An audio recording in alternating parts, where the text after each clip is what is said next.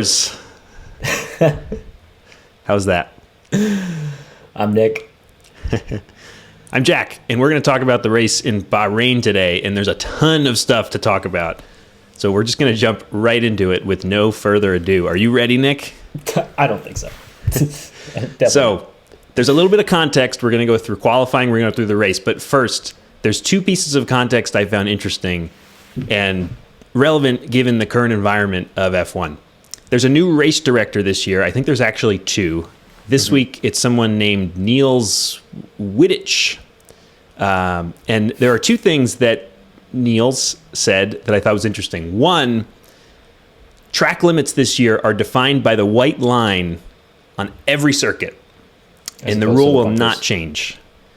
So for some context, last year, they specifically picked certain corners, and they picked certain ways of judging this to call track limits. So if the car is outside of the limits, then you get a penalty. Sometimes they had it as the edge of the curb, and other times they had it as the white line in front of the curb. And what this is saying is that they're always going to judge track limits based on the white line in front of the curb all year long. I think that's fair. I do think it's fair too. I was thinking about this when I was watching the race, though. If you say this and you're going to call this rule around the entire track, it feels to me like you're going to have to enforce this around the entire track, which doesn't seem possible. And we'll get to qualifying, but there was a moment in qualifying where it looked like Checo went outside of track limits and they didn't call it. And I felt like I saw it a few times on the coverage that it didn't get called. And I'm wondering if this is going to be still frustrating because you're going to see it and you're going to wish it was called, or vice versa. It's just going to get called out of nowhere when it didn't get called before in a similar spot or something. Yeah, I'm curious what the race directors see. Do they have 20 cameras going simultaneously and they see every car constantly, and are they monitoring every wheel and every white line? Can't be. Doubt it. It can't be. Yeah. They have access to all the angles, I think, that could possibly be shown on TV. Yeah. But yeah, you'd need one person for every camera to be watching it. It's like in tennis, when they used to have the real people doing the line calls. They have it's like computers now, but they have a person standing on every line, including there's like someone looking for foot faults, and like every single thing that you need to call, you need a person out there. So there's way more lines people than players. That's absurd. Yeah, they only do that for the big time matches, so I guess it's fine in that way. Otherwise, you just call your own lines when you just play, in the neighborhood. So, I thought that was interesting. I'm going to be looking out for that throughout the year. It feels like something that might come up later on as a point of contention. Not something worth noting, though. Not a lot of lap times deleted this weekend. You're right. Only a handful I can think of. I think Pierre had one. I think Checo did have one. Not too many. Yes. Both got a warning during the race. I believe I think it was F3 though. The person who won the race got a 5-second penalty for track limits at the very end of the race, and they thought they won, and they got demoted to second because of track limits. Ouch. Yeah. That's terrible. Brutal. But you're right, like it really wasn't a big story. Yeah. This week for F1. Second thing, also from the race director, Niels told the teams that he will not be asking drivers to give a place back for gaining an advantage.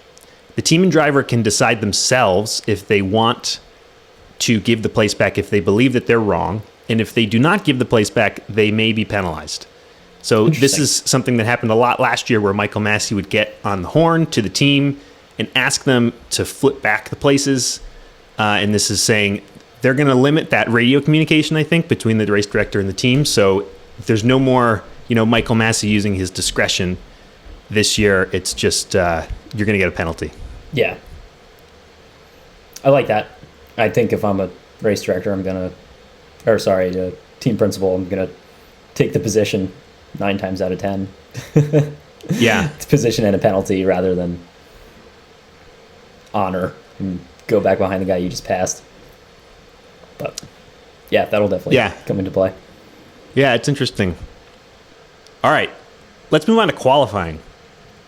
So, this was super exciting. I feel like there was good news coming out of every team. I feel like everyone seemed optimistic, which maybe is logical.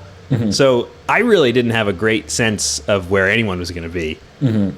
So this was really exciting. It's the first time that we're actually going to get a sense of how fast these cars are. So Q1, a couple things of note.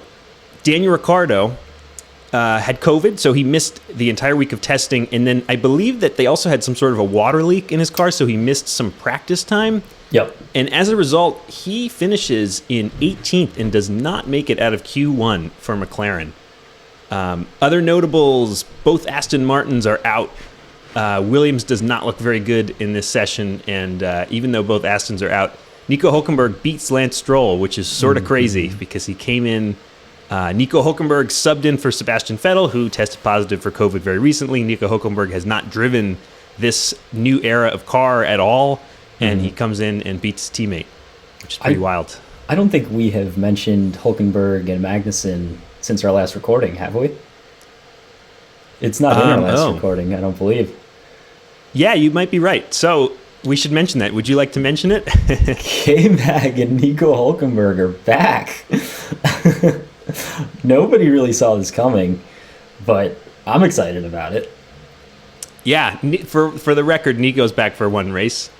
Yeah. But yeah, Still. Kevin Magnussen signed a multi-year deal with Haas. Haas parted ways with their previous driver, Nikita Mazepin, due to some Russian connections, due to him being Russian. And yeah, Kevin Magnussen is back, which will be a story for this race. It's incredible. And he was driving great and making the Haas look really, really good. Yeah. Speaking of Q2, I will mention there's a rule change this year.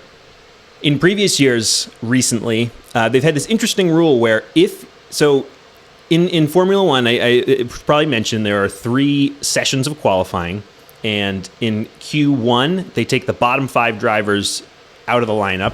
So Q2 there's only 15 cars racing, and they take the bottom 5 out again, and then in the final session, Q3, they race. The winner of that session will get pole, and that will be the last 10 drivers. That will be how they decide their order. So there's only 10 cars on the track for Q3. In previous years, the tire that you use to make it into Q3, if you do make it into Q3, meaning you're in the top 10, that literal physical tire has to be on your car when you start the race. And this added some interesting strategy, but they got rid of that rule this year. So now you can start the race in whatever tire you want. So I think it's also worth mentioning the intention behind that rule in the past and possibly why they changed it for this year. So previously, it was to make the slower cars more competitive at the beginning of the race, because they would, in essence, push their quickest tire in Q2 to try and qualify it for Q3. And the quickest cars wouldn't necessarily always do that based on the strategy they plan to employ for the weekend. So maybe they'd start on a medium because they think that was a better race plan, whereas the slower cars would start on the softs because they use softs in Q2 to try to keep up with quicker cars and make it to Q3. So you get closer racing at the beginning of the race because of that, which is good for Formula One, makes it more exciting. But it's probably due to the changes in the cars this year that should result in closer racing anyway, that rule has been removed. Yeah, definitely. I'm a little disappointed. I kind of like that rule. It's like an extra strategy wrinkle. I kind of liked it too, but you never know. Maybe they'll bring it back. Maybe they'll change it up. Who knows? Yes, who knows? But what we do know is the results of Q2. The notables are Lando Norris does not make it into Q3. McLaren generally looks pretty bad. Alex Albon gets P14 and is happy about it, and Valtteri Bottas has a pretty nice qualifying and makes it into Q3 in the Alfa Romeo with P10. So, Q3, this is when we actually decide the order. We're going to see who gets on pole. So, Mercedes and Ferrari did more runs in Q1 and Q2 than Red Bull, so Red Bull has an extra set of tires here. And There's actually a few teams that only take one run at this, which I thought was kind of interesting. Kevin Magnussen, Fernando Alonso, and Bottas all just chill in the pits, and they wait, and they only go out once. I think there's 12 minutes in Q2, Q3, sorry. So most teams will usually do 2 runs. They have enough time to go out, do a good one, come back, put new tires on, and go again. Yep. But after all that, we have Charles Leclerc on pole in the Ferrari, P1. Max Verstappen in second, and Carlos Sainz starts in third, and then Checo is in fourth. So there's this interesting scenario where we have the Ferraris on one side of the grid and the Red Bulls on the other, and they're both giving their teammate a slipstream because it's 1, 2, 3, 4. Yep. Bottas out-qualifies George Russell. George Russell got P9. Just incredible. And what did Bottas get, P6? I think 7. P7? Or no, I think you're right, 6. I think Magnussen was 7. You're right, yeah. Magnussen P7, which is pretty wild. And the Ferrari and the Red Bull look close. For sure. It very oddly, though, it looked like, if I remember correctly, the Ferrari was much quicker through the first sector than the Red Bull was. And then the Red Bull picked up steam and was a lot quicker through the third sector. Yeah, that's interesting. It'll be interesting as we start to learn the little intricacies of each car, what they're good at, what they're bad at. Yep. But exciting. I think it's really exciting. They're close. The two teams are weaved together. They're every other 1, 2, 3, 4. Yeah. And then interestingly, the Mercedes was 0.77 seconds off of Ferrari for this qualifying. They struggled. Yeah, I bookmarked a tweet here from Mark Hughes that notes that this is about as far off as Ferrari was from Mercedes last year. Interesting. Pretty wild. There was also, I think it was Q2, Mercedes came out immediately and put down a lap. Both Lewis and George came out of the gun, were the first to put the lap down for the qualifying session. And they put out really slow times. Yeah. It was like embarrassingly slow. Like the next car that came out, I don't even think it was a Ferrari or Red Bull, but they were like 2.5 seconds quicker than the Mercedes were, which was shocking to see. Yeah. We've seen Mercedes do that exact same thing, but they post purple sectors and hang on to 1 and 2 until Q3.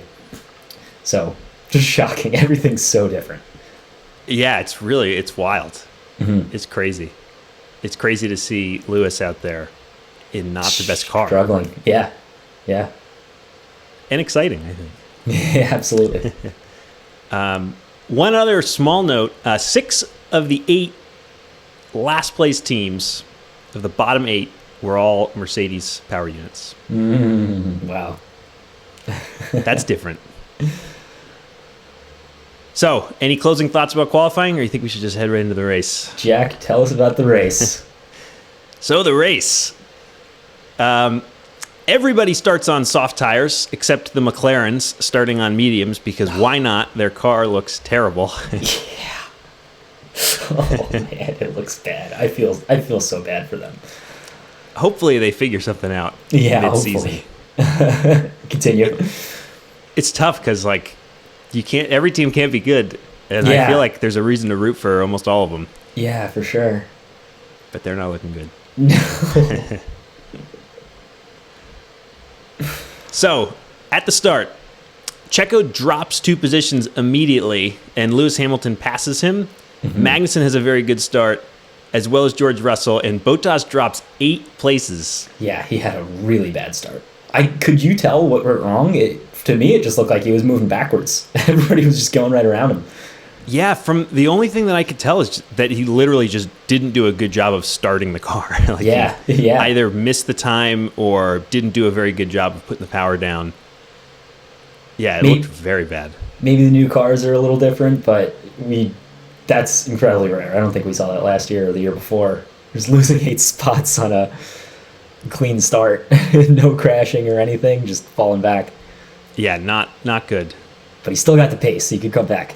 We'll see, maybe.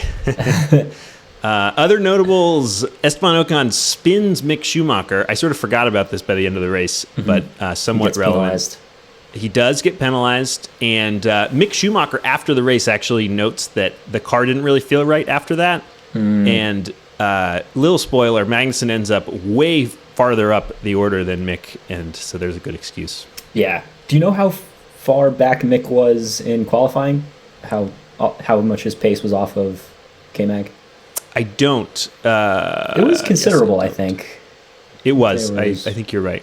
I think he was quite a ways back. I don't think he made it into Q3, if I remember correctly. Yeah, for sure. And Kevin Magnussen did. Mm-hmm. Also, the McLarens both have a terrible start, and they're both all the way at the very back of the pack. Very back. We have never seen Lando Norris in the back of the race. Literally, the back of the race. Yeah.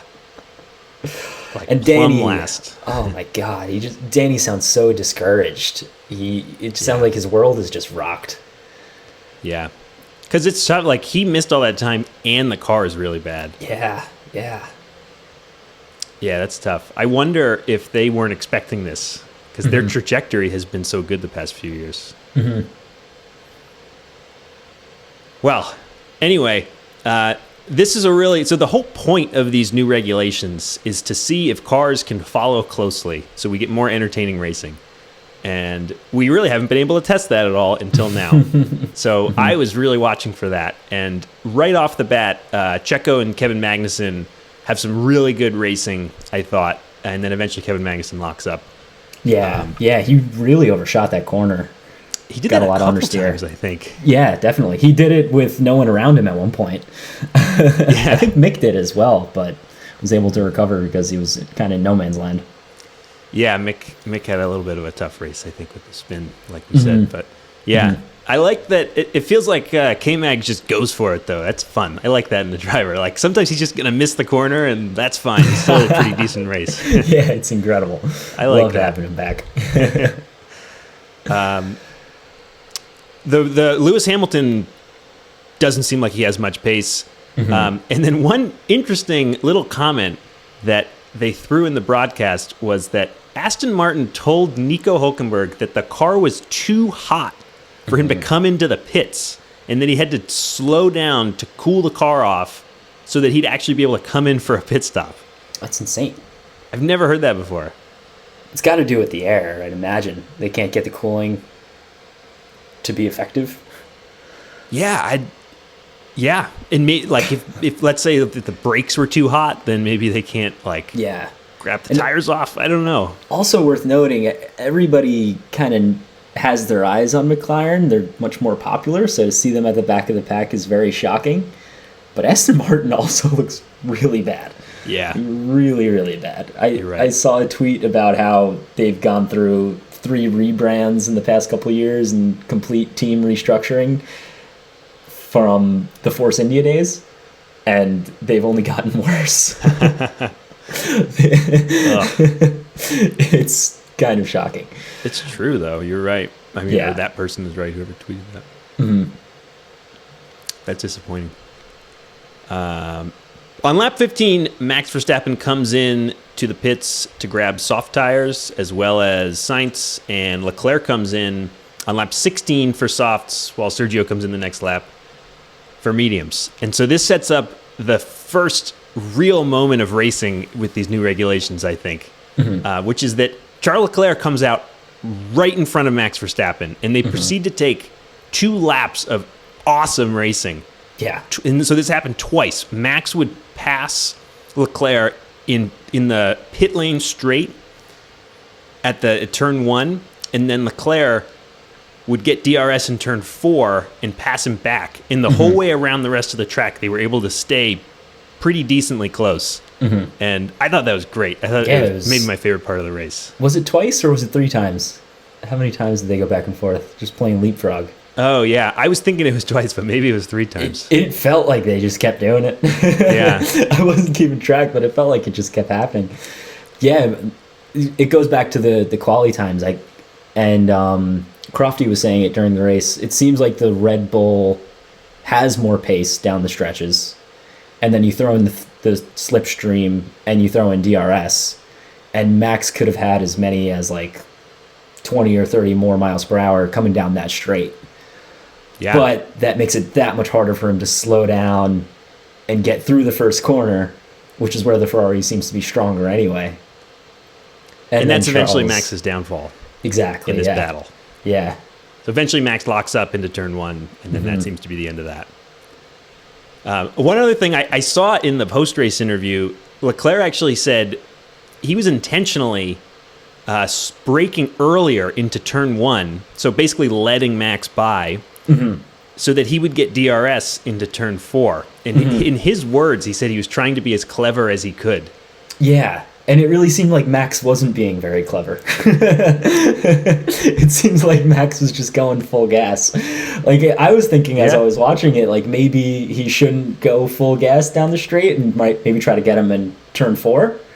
Kind of try that the last time when he's still got some, still got a chance to do it. But that's not what happened. Max locks up. Yeah, it's hard to know. If they're faster in the straight, like, maybe you want to pass in the longest straight. Yeah. Other factor that came into play there was Ferrari started on, or at least this is true for Leclerc. I can't remember if it was true for Sainz, but Ferrari started on a fresh pair of softs, and Red Bull started on a dirty pair of softs. At least, again, that's true for Max. And then after this pit sequence, they flip-flopped. Max's tires were dirty. Leclerc's tires were clean, but they didn't have any heat yet. So Max had an extra lap or two before Leclerc did his pit, so his tires were heated up. Leclerc's were not. Close the gap. The racing commences. Yeah, that's a really good point. Leclerc actually even mentions that on the radio, like, guys, don't get too excited. We're on fresh tires and they're not, so the difference might not be so much after we pit. Yeah, that's a very good point.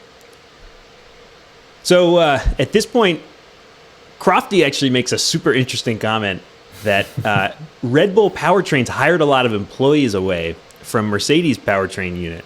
Oh. And that could be a reason why the Mercedes engine looks so bad. Oh. And I thought that was really interesting, so I just wanted to say it here. Yeah. Wow.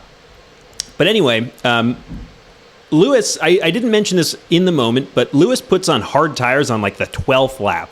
And this decision is a complete failure. He slides around terribly coming out of the pits and almost spins the car. Like we've never seen. It was like he was on ice. It was really bad. And he's Lewis Hamilton. Like that car must have been just floating. Yeah. So on lap 28, he comes in and puts the mediums on, which I think that's just him saying that was that's the team saying that was the wrong decision. We're just going to abort the hards and put mediums on. Because the only way you would actually make that strategy work is to use the hards for as long as you possibly can. But he comes in on lap 28. Yeah, which is, 10, 15 laps after he already switched tires? Yeah, I think it was like lap 12 or something. So yeah, it's not that many laps in. And he commented when he came in the first time that he was coming in early. They left George out a couple laps longer. Yeah, he did. Lewis and his tires are a never-ending saga. Lewis always comments on that too. Yeah, he has his 2 cents anytime he's going to the pits. Yeah. And then Max comes in on lap 31, followed by Leclerc. So at this point, Ferrari's able to do the very nice, if you can do it, strategy of just waiting for the person behind you to do something, and then you just copy him the next lap. And there's like a little bit of an exchange here because apparently Max felt like his team wanted him to not push super hard on the outlap. And once he saw where Leclerc came out of the pits, which was in front of him because Leclerc pitted the lap afterwards, Max thought that if he had pushed on that outlap, he would have actually taken the lead. You get position, it's a different race. Yeah. But who knows? Maybe that would have rocked his tires. He wouldn't have had it later in the race and had no shot. But yeah, would that matter? The announcers didn't really seem to take that very seriously either. No. I think Leclerc's pit stop was faster than Red Bull's too. Yeah, I'm pretty sure Karun did a little breakdown in the middle of the race. He was like weighing the pros and cons and was like, no, Max is wrong. But I don't know. I feel like you could look at it a bunch of different ways. Yeah, I think you're right. So, regardless of whether or not that was the right strategy, 3 laps later, Red Bull gets on the radio to Max and they say, you're free to push. And so that, I think, implies that he's going to go in for one more stop and make this a 3-stop race, which is what happens. On lap 44, Max comes in for a 3rd stop. Checo comes in right behind him. And then when Checo exits the pits, Lewis Hamilton actually passes him. Lewis is on the mediums from before. Now, everything changes. Now this is sort of the inflection point of the race. Mm-hmm. Or I guess the first one. On lap 46, Pierre Gasly's car catches fire. There's some sort of electrical failure. Yeah. And this causes a full safety car, and it takes them a decent amount of time to actually roll the car off. There's something like the batteries in these cars are so powerful. They are very concerned about the car being live and electrocuting somebody. So there's this system they have. There's like a light on the top that's supposed to tell whether or not it's live. And in this case, it was an electrical problem, and I think the light was red. So they were being really careful, and I don't know exactly how it works, but there's like some sort of system to like kill the electricity so you can roll it off. And so this took a little bit of time. Mm-hmm. Another thing to note, just because of last year, they make a very big deal about letting all the lapped cars overtake the safety car. Yep. Every single one. Yep. And I think that's the new rule. That's always going to be what happens. Every car. Very clearly written rule now. I'd like to see a heart rate monitor for like everyone on the grid. And I would have loved to seen like the data of their heart rate when they heard that a safety car was coming out with like 8 laps to go or whatever it was. Yeah. Just flashbacks to last year, everything going incredibly wrong for a couple people on the grid in a similar scenario. It's like Whoop does that. They have like the heart rates of the athletes and stuff. That would be cool. On the PGA Tour, you can see the golfers about to tee off or whatever. It'd be cool. I would like that data. Let it be known that I would like that. Brought to you by Whoop. Sorry. To balance our endorsement of Whoop, I've been trying your Whoop and it has not been working at all. So we're not all positive about Whoop. They're phasing out the old one. I'm sorry. I don't know. They might. Yeah, that must be because it's just not working at all. I stopped wearing it. Anyway. So other thing to note here, at this point, Max had just come in for softs, and Leclerc had not. So right now, Max and Leclerc are fighting for the lead. At this point, Leclerc takes the opportunity to go in and grab some soft tires and stays in the lead, which is pretty logical. He was way out in front, and there's a safety car. So now we have a restart where everyone in the front is on soft tires pretty much, maybe except Lewis. Yeah, I think so. I think Lewis is probably in 5th. But the top 4 are still the same as they started the race. Leclerc, Verstappen, Sainz, Perez. And there was no pit drama like that race last year where some people didn't change tires, some people did. Basically everybody's on freshes at this point except for Mick Schumacher. Oh, yeah, I have no idea. Mick Schumacher's like way back. I don't know what he's up to. Okay, yeah, so I'll mention it then. There's a little play by Haas to gain places with Mick. Mick was on a decent pair of tires. He had a couple laps in on some mediums, I believe. And their play was to just leave him out there, gain a couple spots by not pitting, and see if he could finish in the points. Oh, I did not catch that. That's cool. Well, the leaders during the restart actually stay completely the same. So at this point, it's Leclerc, Verstappen, Sainz, Perez, Hamilton, and Russell. Now, this is where things start to get a little interesting. That is how it stays for a few laps when Verstappen starts to complain about losing battery. I think it's immediately after he changes tires that he has his first complaint. His power steering is... You're right. Not working correctly. That was before this. I think that was before the safety car. Yeah. You're right. So he pits on lap 44 before the safety car on 46, and yeah, there's something wrong with his power steering. At first, I was thinking, like, did they put a tire on wrong or something? But it seems like power steering. And then he starts to complain about his battery, which is not a great sign. By lap 54, Sainz passes Max Verstappen. And then by lap 55, Verstappen's car basically completely shuts down, and he can just barely coast it into the pit lane to retire it from second. The drama begins. So now, people paying attention will notice that Pierre Gasly's car is also a Red Bull affiliated car, a Red Bull customer team. And so that's 2 Red Bull affiliated cars that are out. In just a few laps. And like clockwork, Checo now starts to have trouble. Mm-hmm. And he's complaining that he's losing power. And then finally, in the very last lap, the engine just completely locks up on him and he spins out. Was that the first corner? I think it was. It was. It might have been the second turn, but it was that first chicane. Yeah. He just spins out in the middle of the turn. And the announcer's like, oh, Checo lost it. And then he's just sitting there. He's parked there like a sitting duck. And they finally realize, oh no, his car is dead. he can't move. Yeah, you can see it in the replay. It's like the engine just locks up and the wheels just stop, and then he spins out. Mm-hmm. So both Red Bulls now are out. Both Red Bulls do not finish the race. The Mercedes move up. Yeah, so guess who is in third now? It's Lewis Hamilton, Sir. Who's been talking about how, Sir Lewis Hamilton. And they've been talking about how bad their car is and how they're not going to get on the podium. Mm-hmm. And here he is in third. And that is how it finishes. Lewis That's Hamilton incredible. in third.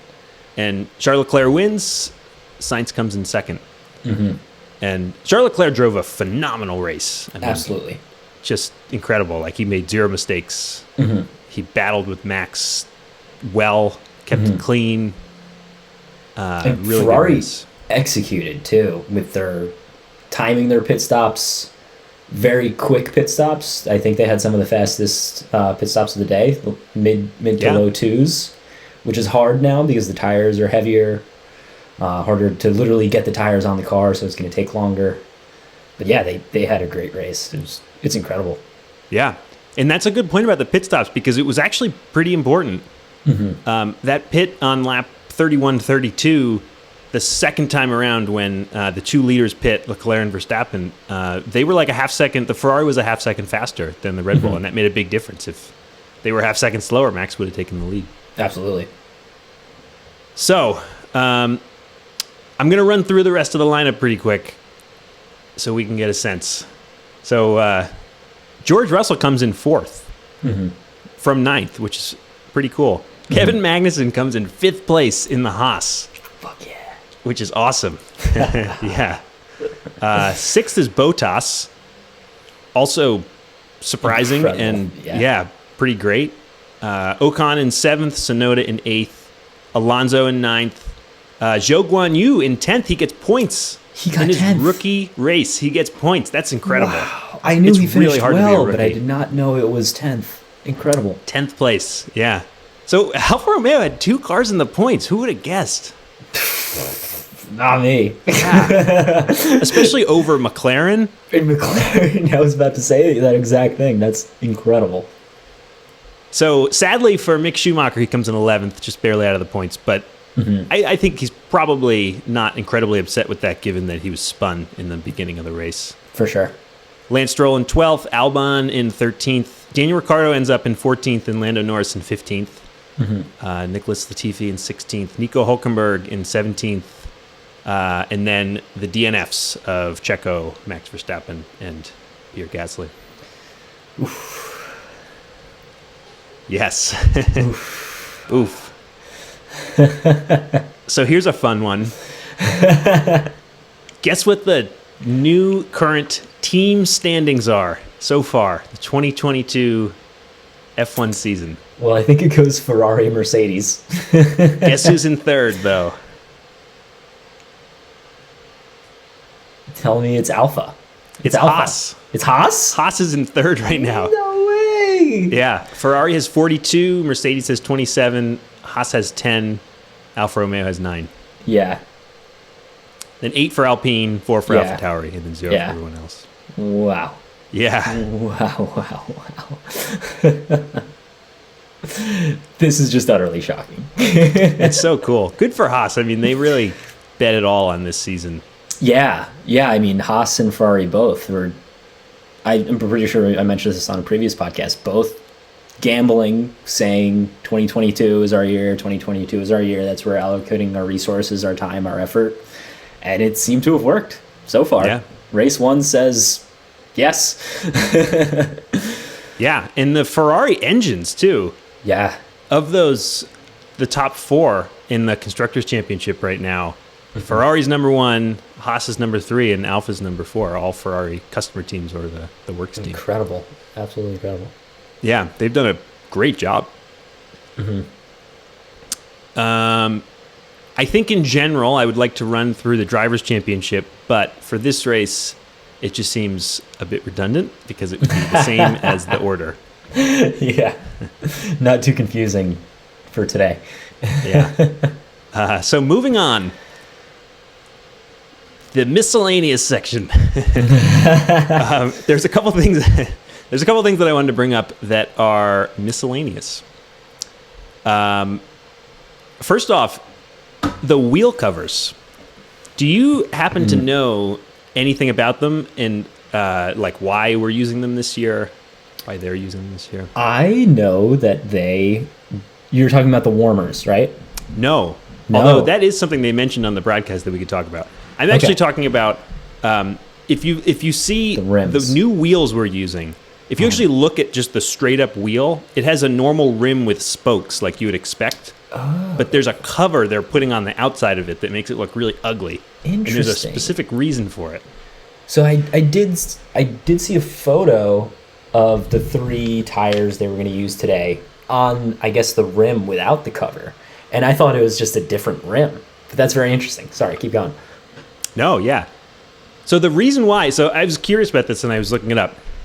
It's actually one of their mechanisms that they're trying to help with following. So apparently there's a lot of turbulence that comes off of the wheel in the tire. And that's a part of the whole theory with the regulations is if they reduce the amount of dirty air and they also reduce how the car is affected by the dirty air. Both of those are their knobs that they're trying to turn to make these cars follow closely. So F1 is forcing all the teams to put these tire covers on in hopes that it makes the air behind them less turbulent. And McLaren is using this to generate marketing dollars. Yeah, they're putting, they have some colors on theirs. Did you know what it is? No. It's the Google Chrome icon. Oh, no way. Yeah, that's their Google sponsor. I didn't realize that. So don't, I don't know, be ready for more sponsors to be hitting wheel covers shortly. I love that. Especially icon-based wheel covers. Yeah. Is it like, can you tell what it is when the wheel is moving, or is it just when the car is stationary? I tried to see, but it was kind of a slow speed corner that you could kind of see the colors. I'm not sure what it looks like down the straights. But hard to tell, but you I don't know. I knew because I heard the news and then I saw it. I was like, oh yeah, there it is. I bet that would actually be quite hard to do with because you'd have to, the wheels are going at different speeds and like depending on the frame rate of the camera, it would only pick up like certain. But it just makes me think of, you ever see those bikes riding around in cities where they have like advertising on the spokes and it's like LED? That's exactly what I was thinking about. Yeah. I didn't want to mention it though because I thought it was nerdy. So stupid. Yeah. That was the first thing I thought of. The future of F1. Yeah.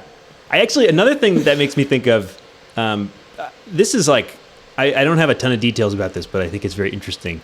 Back in the day, Marlboro used to sponsor Ferrari, and they banned like tobacco companies from advertising in the sport. And I'm pretty sure that the next year, the Ferrari came out with this, like, one of their sponsors was just like a bunch of lines, and no one understood what it was until the car started moving. And then apparently while it was in motion, it looked like the Marlboro logo. And they sort of snuck past those rules for a little bit. Those sneaky Italians. Yeah. Sneaky someone, I don't know. Incredible. Yeah. Another thing I heard that was interesting. So porpoising, we talked about on the last podcast, is still an issue that's plaguing some teams. And one thing I heard about this is that, Mercedes, you're right. Yeah, Mercedes very notably.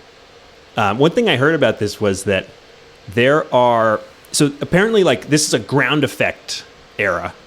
A lot of the aero is coming from the ground.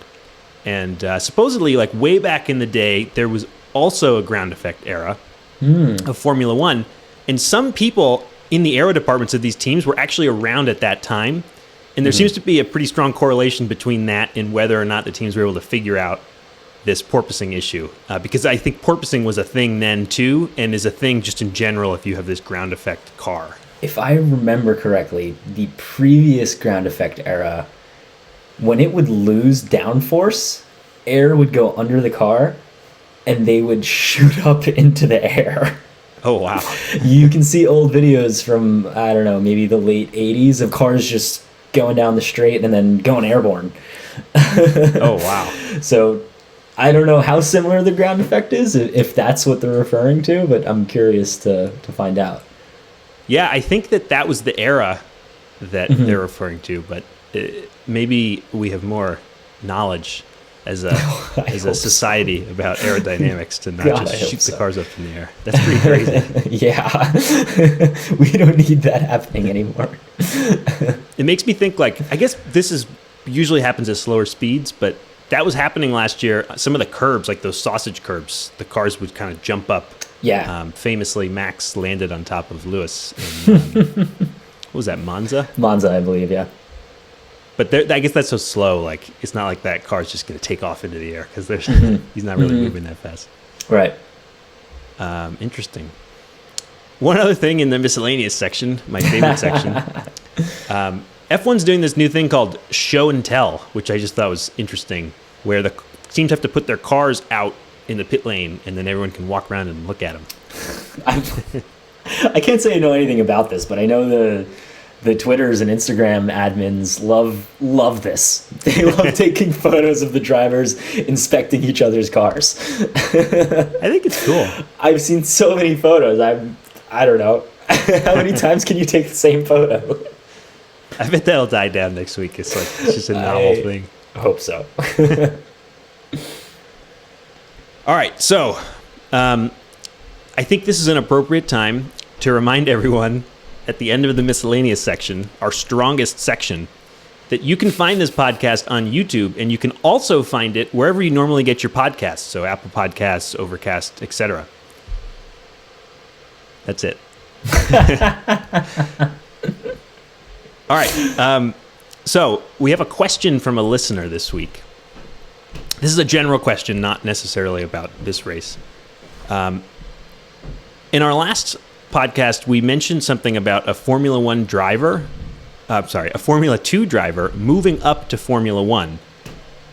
This listener would like to know more about what Formula 2 is, what's similar and different from Formula 1. Do all the F1 drivers come up through Formula 2, etc.? I feel like you plugged this question for yourself. You love this stuff. I actually did not. This is a real listener question. Yeah. Very real. Really? I can just ask you a question. I don't need to fake a listener question. Okay, I have like one piece of input for this. Let's hear it. There's no rule for where you come from. If you are able and qualified and seem to bring marketing dollars with you and have a super license or whatever it is, you can go to F1. Any other questions, direct to Jack. I agree with that. I'll add, there's sort of a minor league system to the Formula 1. There's actually Formula 2, Formula 3, and Formula 4, as well as just a plethora of other racing series that you can do as a driver. Because there's only 20 drivers in Formula 1, but ideally you would be gaining practice doing similar types of racing, this open wheel racing, potentially similar tracks. And so Formula 2, 3, 4 give you that opportunity. They actually travel with the Formula 1 teams to races, although it's not always every single race. But they'll race on the same weekend at the same track. And I'm sure it's great experience for moving up. It's definitely not a rule, but a lot of the drivers have come up from Formula 2, especially the very good ones. Like Lando Norris, George Russell, Zhou Guanyu came from Formula 2. And then it's a little bit different to Formula 1 in a couple ways. I think the most notable is that the teams don't design their own cars. I don't believe. They have like a standard design that everybody uses, and the teams maintain Yes. it. Because it would be a little bit much for those teams to be designing. It's Yeah. very, very expensive, and They don't have the money or the resources to develop that fast. yes. Yeah. And I think the FIA has also done this intentionally to help teams identify the better drivers so they can pluck those better drivers, possibly place them in Formula One.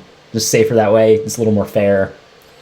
And I think it's also worth mentioning how F2 drivers are almost all in development academies.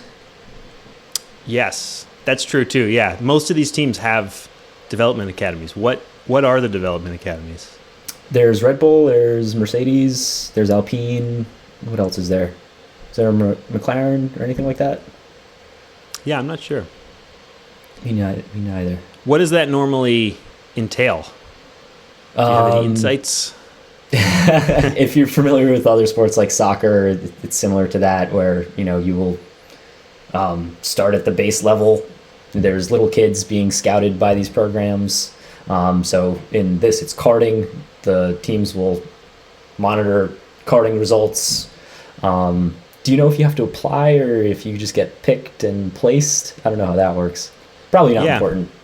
I think in general, the teams just want to get the best young drivers in their program that they can, because they sign them to these contracts and they want to find the talent early, so they're locked in. Like Red Bull would want to lock in Max Verstappen when he's really young so they can get him when he's good. Absolutely. There's incentive to make a driver as good as you can throughout their lifespan, their teen years, and there's incentive to build relationships with them and essentially interview them for years and years before putting them in your F1 car. Definitely, yeah. And this has come up recently. George Russell is in the Mercedes driver program for a while. His manager is actually Toto Wolff, the team principal of Mercedes. But he was racing Williams for a while, and then they called him up to Mercedes. And lots of Red Bull, I think, has an extraordinarily built-out young driver program run by Helmut Marko. They might have the most built-out one. I feel like that's the one I hear about the most. Right. I think all of their drivers, except Checo, are products of their system. Yes, Gasly, Albon, Max. Yep. Yep. Yuki. Yes. I still can't believe, from watching Drive to Survive, they make the Red Bull young drivers live in that like tiny town in England that they all say is really boring. Yes. It's just crazy. You'd come from like Japan or something to live in England, and you're living in Milton Keynes. Yes. It just reminds me so much of college. The freshman campus I lived on was just like that. Except I'm not talented like these kids are. I think you're probably pretty talented, but I won't get into that right now. Thank you, Jack.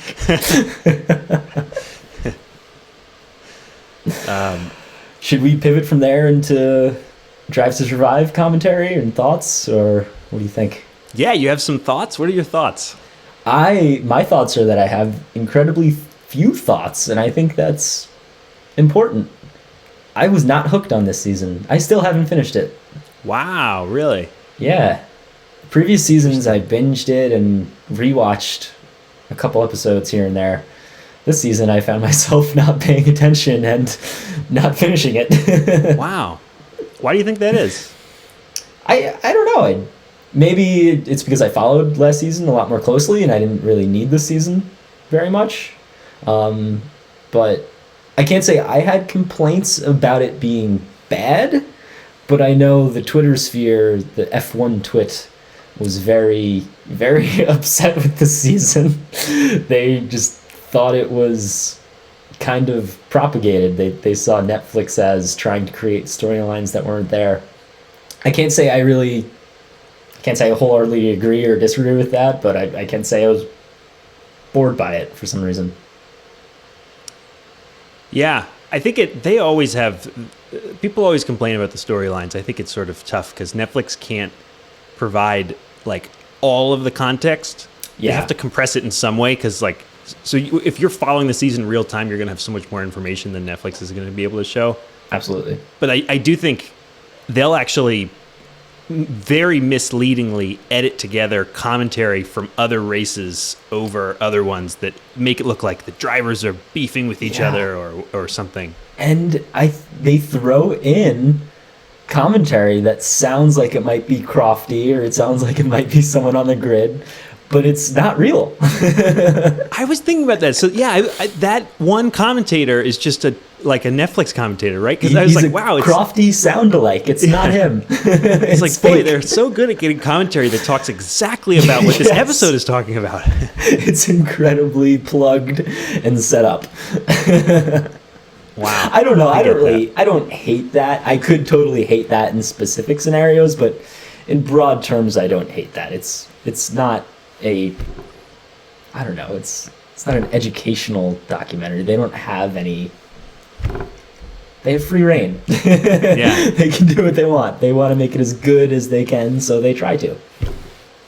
Yeah, for sure. And it's brought a lot of new fans to Absolutely. F1, so it's been successful in that way. Yeah.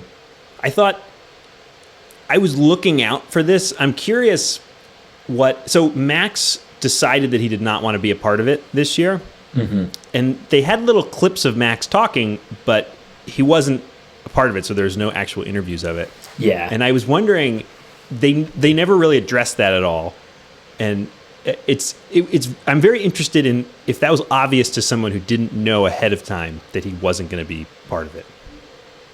I would guess no.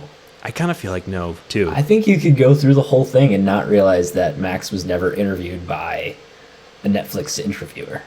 Yeah. I'm with you. I think that might be.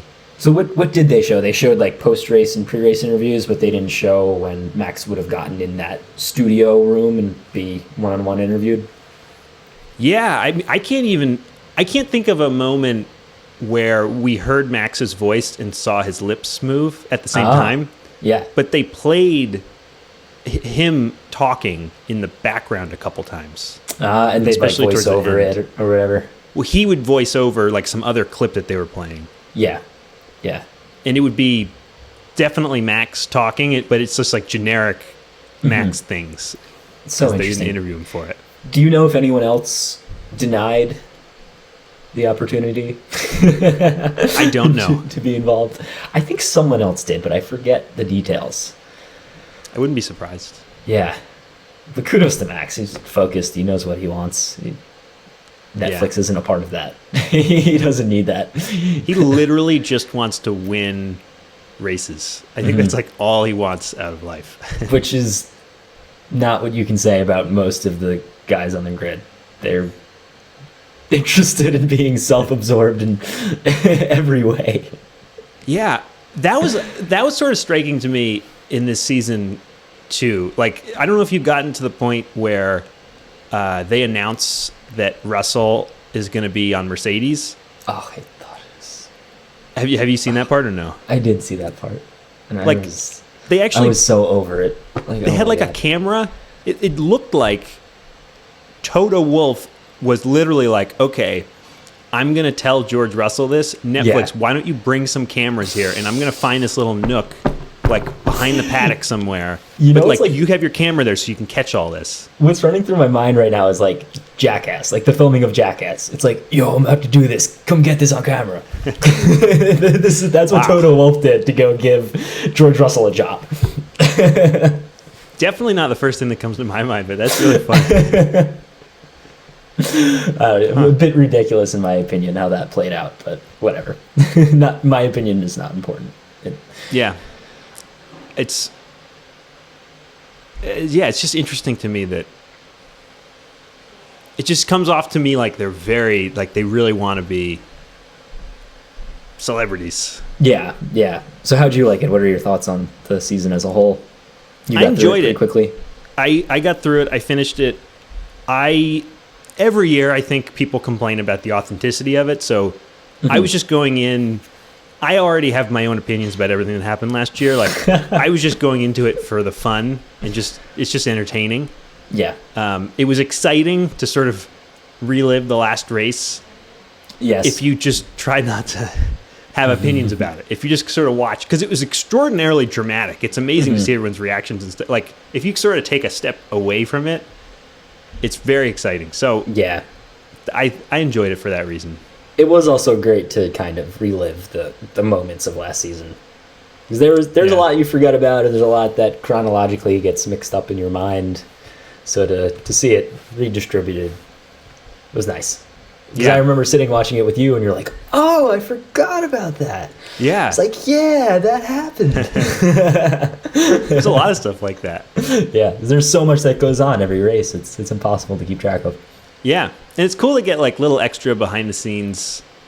You haven't seen the last episode, but they had some cameras in the Mercedes garage, so you get like a little bit more context into some stuff. Like I remember being intrigued by the footage of Toto saying, "Michael, no, that's not right." Like that no, famous. Mikey. You can see, yeah, that's like they have a camera in the so not right. garage, and like you can see the lead up to that, and like you can see his expression and the people around him. Whereas what you saw on TV was just like this little thing. Yeah. So I thought that was kind of cool. Oh wow, that makes me want to go actually watch that now. The last episode had a couple of those kind of things, but I stand by like you have to like not have opinions based off of it, because I do think they only show you certain things. And like especially those last couple races, I have my own like memories of the things that I remember that I think are important, and they show some of those but not all of them. So it's pretty clear like they're compressing it into 40 minutes or whatever. Mm-hmm. Exciting though. Race 1 is in the books. Yeah, so we're set. going to Saudi Arabia next week, actually. Next week? Ooh. Jeddah. Gonna be a little hungover for our recording next week. Got a wedding. Oh, wow. Well, that'll be fun then. Tune in next week for that.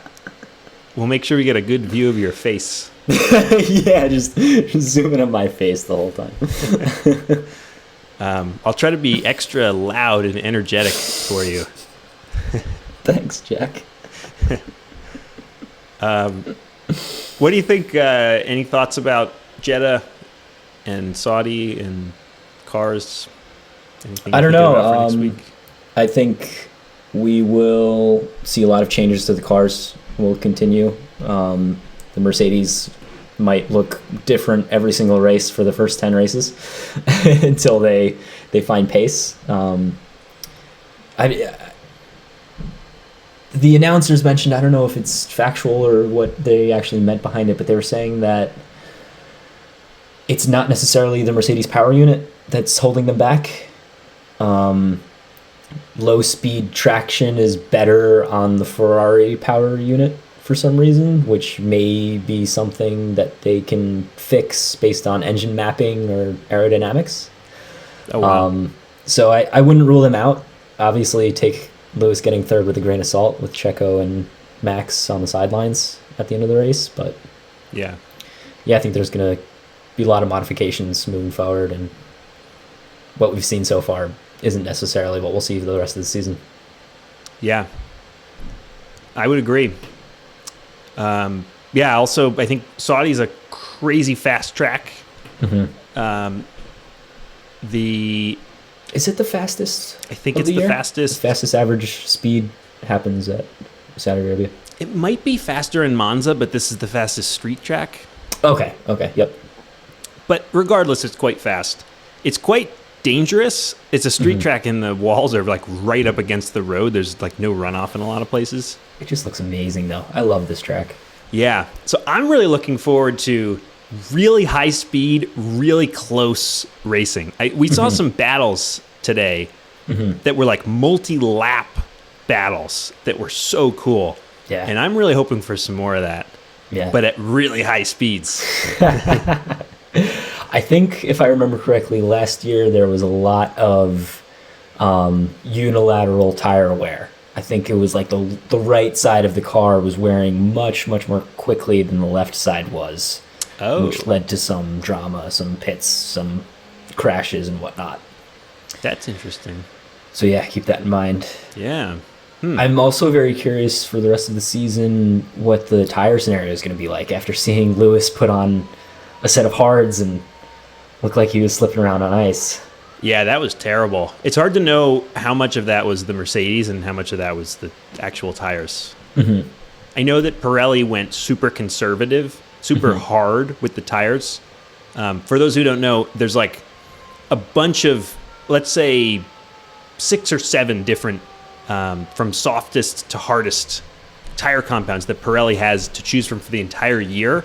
But then they pick 3 to give to the teams for each race. And so they can pick 3 from different parts of that range, right? Like you could give the 3 softest for a race. Yeah, and those could previously it was different, right? They would be 3 consecutive compounds, I believe. That is. I think I did hear that part changed. And maybe you can talk about that. My reason for bringing that up was just that I think since these are new tires, the 18-inch wheels need different tires. So Pirelli went very conservative. They went with the hard end, and potentially too conservative for the track, and that could also be a reason why Lewis couldn't drive. Interesting. Yeah, I mean, in hindsight, I can't remember seeing Mercedes testing the hards. Maybe they shouldn't have done what they did. Maybe they were making some guesses, but I don't know. Another weird little thing to mention about the tires, and I find it really odd. I can't say I understand it. The tire covers, not the wheel covers that we were talking about earlier, the actual tire covers that the team keeps the tires wrapped up in the blankets. Blankets, yes, better term. They aren't as hot as they were last year. They have regulations about the temperature of the blankets, and this year they have significantly decreased the amount of temperature you can keep in a tire, with indication that in the future they may completely remove the tire blankets. I don't get it. Why? Yeah. It just seems like technology that is fair across the board. Why change it? I think it makes for safer racing. They get out on the track. They've got more tires. They've got more grip. Makes the race racier. They're not out there sitting ducks right after they change their tires. But I don't know. What do you think? Yeah, I agree with everything you said, but I do think there is a world where maybe it's more entertaining with no tire blankets. If you just think about it, like, because like let's say so someone's in the lead by 4 seconds, right? And they do a good pit stop. Yeah. Like, then that's that. They're still going to be in the lead by 4 seconds. But if there's this weird delta where it's like the first lap, the tires are terrible. Yeah. You could get some interesting scenarios. Like maybe the guy behind pitted a lap before, so now you get the leader out, but then the guy behind's tires are warm and they catch up. Maybe they pass, but then the leaders heat up, so then they pass back, and like maybe you get some of that kind of stuff. I'm okay with that as long as it doesn't happen how it happened to Lewis today, where he's slipping and sliding, could be locking up and causing flat spots that are going to impact the rest of his race. If they're manageable, if you can go out and drive, just maybe not perfectly. Like, I think your scenario makes a lot of sense. Yeah, although it would be really funny if, like, the first lap they come around and they're just on ice. Like, it's like, what's that car doing? Oh, it's the first lap. Yikes. Yeah, it was funny. Like, once you know that Lewis didn't crash, like, yeah, it was funny. Like, he could not keep the car straight. It was literally like he was driving on ice. Wild. I'm sure there's going to be a video on Twitter with some humorous music in the background of Lewis slipping and sliding. Yeah. Well, it's good to talk to you, Nick. That was a good race, I think, in general. And it was super interesting to see the cars. Any last thoughts? We're back, baby. Yes. And here comes the 23 race grind. So we will talk to you next week at around the same time about another race. And until then, have a good week. Thanks, everybody.